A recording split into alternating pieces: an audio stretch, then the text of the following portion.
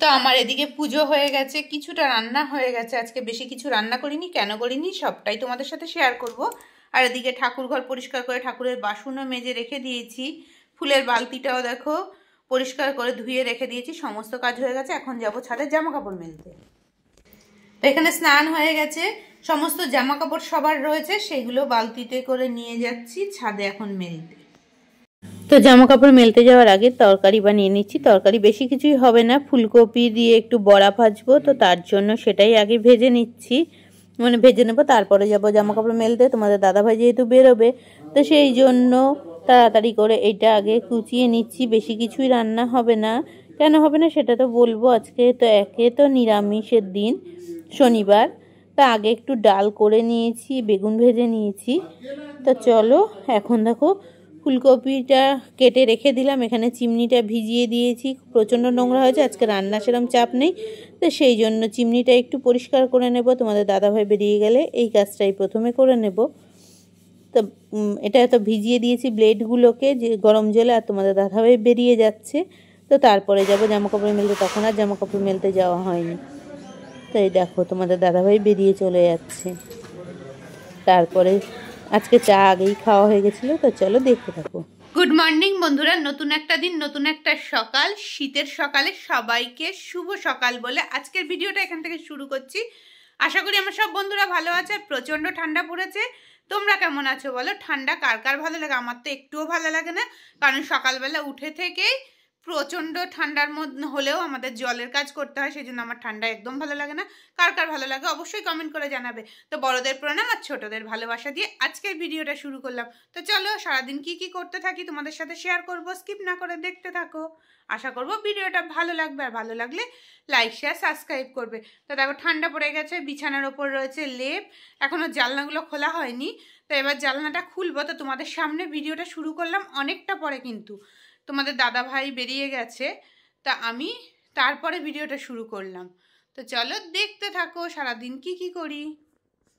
তো প্রথমে এখন ঘরের জানলাগুলো খুলে দিই, কারণ বাইরে রোদ উঠে গেছে, একটু একটু রোদ্দুরের হাওয়া আসবে, মানে ভাব আসবে, কিন্তু পেছনে পুকুর, ঠান্ডা তো লাগবেই। তাহলেও দেখো বাইরে কতটা রোদ উঠে গেছে, বুঝতেই পারছো। তো তাও জানলাগুলো খুলে দিলাম, একটু ভালো লাগবে, কারণ অন্ধকার ঘর আমার একদম ভালো লাগে না, সকালবেলা খুলতে পারি না ঠান্ডার জন্য। এখন খুলে দিলাম, তো চলো দেখতে থাকো ভিডিও। তো দেখো বেলা হয়ে গেলেও কিন্তু গায়ে চাদর রয়েছে, ছাদে চলে এসেছি এখন জামা কাপড় মেলতে। জামা কাপড় মেলে নেব, তারপরে তো চিমনিটা ভেজানো আছে সেটা পরিষ্কার করব। তো দেখো রোদ্দুরে জামা কাপড় মেলতে বেশ ভালোই লাগছিল, আর শীতের সময় রোদটা গায়ে লাগলে বেশ ভালো লাগে। কার কার ভালো লাগে অবশ্যই জানিও, কিন্তু আমাদের তো সেই সময় নেই রোদ্দুরে দাঁড়িয়ে থাকার। আর আমাদের এখানে যা হনুমানের উৎপাত, জামা কাপড়ই ভয়ে ভয়ে মেলতে হয়, তো রোদ্দুরে তো দাঁড়ানোর কথা বাদই দাও। তো জামা কাপড় মেলা তো প্রায় কমপ্লিট, তোমাদের সাথে সেটাই শেয়ার করে নিলাম।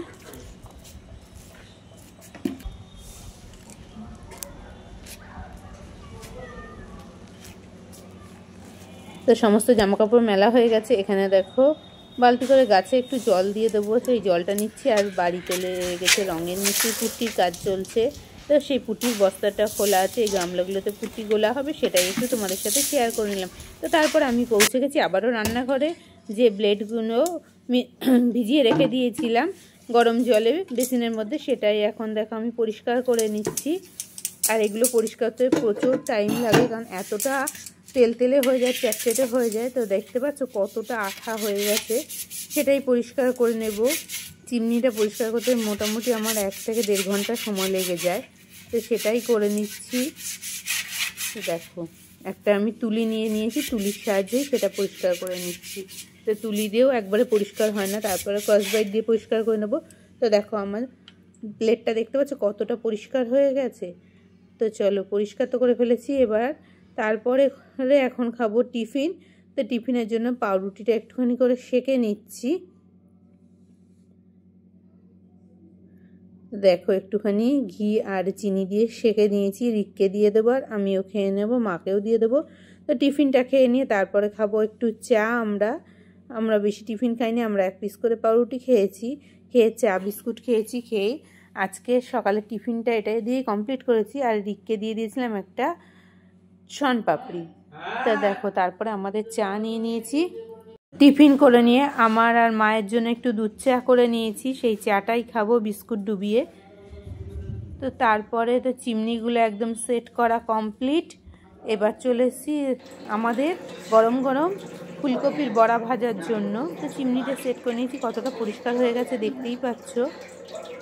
তো বাসনগুলোও মাজা হয়ে গেছে, প্রচুর বাসন বেরোয় সারাদিনে। বেশ কিছু বাসন আগে মেজে গুছিয়ে ফেলেছি, আবারও এখন মাজা হয়ে গেছে। এখন ফুলকপির বড়াটা আমরা দুপুরবেলা খেতে বসার সময় ভেজে নিচ্ছি, আর তোমাদের দাদাভাইয়েরটা আগে ভেজে দিয়েছি।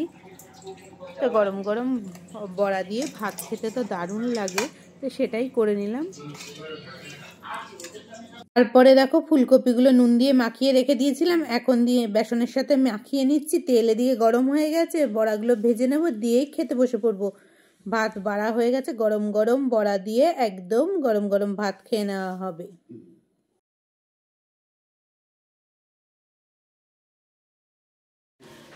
তো শুভ সন্ধ্যা, আবারও চলে এলাম দুপুরের পর। এখন রেডি হয়েছি, এখন যাব একটা কাছে পিঠে একটা কালী পুজোর নেমন্তন্ন আছে, সেখানেই যাব প্রসাদ খেতে তোমাদের দাদা ভাইয়ের বন্ধুর বাড়িতে।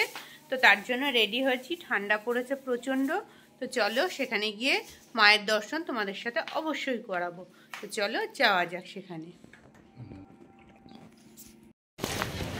তা এখন আমরা বেরিয়ে পড়েছি পুজো বাড়িতে।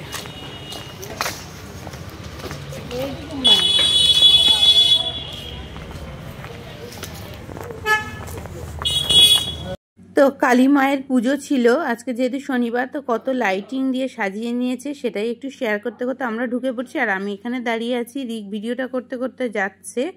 তো তারপরে মায়ের দর্শন তোমাদের একটু করিয়ে নেব। আমি ঢুকে যাচ্ছি, তোমাদের দাদাভাই আগেই ঢুকে গেছে। তো সবাইকে মায়ের দর্শন করিয়ে নিচ্ছি, দেখতেই পাচ্ছ। আমিও একটুখানি প্রণাম করে নিচ্ছিলাম। তো তারপরে মায়ের সামনে দাঁড়িয়ে মায়ের দিকে তাকিয়ে একটুখানি ফটো তুলে নিলাম। তো চলো এখন মাকে দর্শন করিয়ে খাওয়া দাওয়ার প্যান্ডেলে পৌঁছে যাব। ভোগের আয়োজন ছিল, ভোগের প্রসাদ খেতে আমরা বসেও পড়েছি। তো সেটা তোমাদের সাথে একটু শেয়ার করে নিয়েছি। তো তারপরে দেখো কি করছি। তা আমরা মায়ের জন্য মিষ্টি নিতে চলে এসেছি, প্রসাদ খেয়ে যাওয়ার পথে মায়ের জন্য মিষ্টি নিয়ে বাড়ি যাচ্ছি।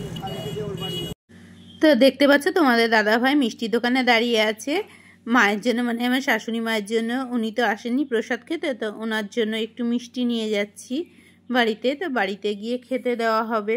তো মিষ্টি দিয়ে কি খেতে দেবো সেটাও তোমাদের সাথে শেয়ার করব। তো আমরা পুজো বাড়ি থেকে চলে এসেছি, দেখতেই পাচ্ছ। তাড়াতাড়ি গিয়ে খাওয়া দাওয়া করে চলে এসেছি। তবে পুজোর ভোগের প্রসাদ ভালো ছিল, খিচুড়ি ছিল, 5 তরকারি ছিল, পোলাও ছিল, আলুর দম ছিল, বেগনি ছিল, চাটনি, পায়েস, পাঁপড়, রসগোল্লা, সমস্ত কিছু ছিল। বেশ ভালো, মায়ের প্রসাদ মানেই তো ভোগের প্রসাদ ভালোই হবে। তো চলো এখন দেবো মাকে খেতে। তো তারপরে দেখা যাক কি করা যায়। মায়ের জন্য পাউরুটি আনা হয়েছিল, তো এখানে 2 পিস পাউরুটি দিয়ে দেওয়া হচ্ছে, আর 2টো মিষ্টি নিয়ে আসা হলো নতুন গুড়ের রসগোল্লা। তো সেটা দিয়েই মাকে তো খেতে দিয়ে দেবো, আর আমিও তোমাদের কাছ থেকে বিদায় নিয়ে নেবো।